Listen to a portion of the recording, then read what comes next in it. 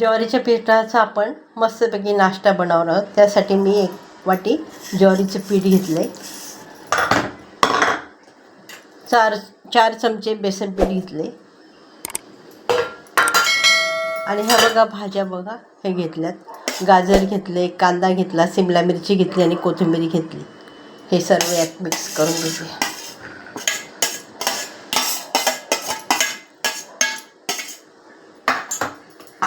याच्यामध्ये तीळ घालते. 2 चमचे तीळ घातले.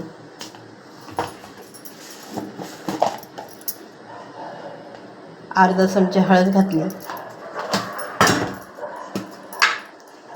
चवीपुरतं मीठ घालते आणि हे चिली फ्लेक्स आहे ते 2 चमचे टाकते आणि असं हे सर्व पाणी टाकून मिक्स करून घेते. असं थोडं पाणी टाकून मी मिक्स करून घेते.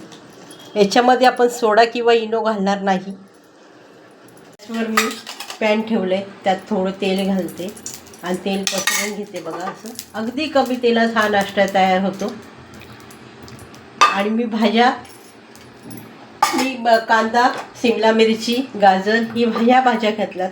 तुम्हाला आणखी कोणत्या भाज्या आवडत असेल तर तुम्ही त्या घालू शकता. आणि असं पसरून घ्यायचं. बघा हे बॅटर टाकलं याच्यामध्ये मी आणि असं थोडंसं पातळ करून घ्यायचं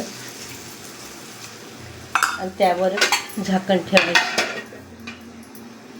2-3 मिनटं मी झाकण ठेवलं होतं. बघा वरची बाजू सुकी झाली. आता मी पलटी करून घेते. वरतून थोडंसं तेल घालते.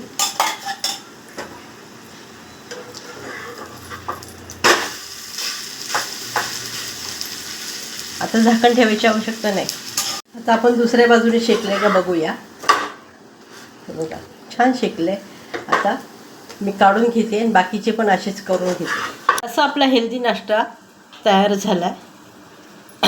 हा टोमॅटो चिली सॉसबरोबर छान लागतो खायला. रेसिपी आवडली असेल तर लाईक करा, शेअर करा, सबस्क्राईब करा. धन्यवाद.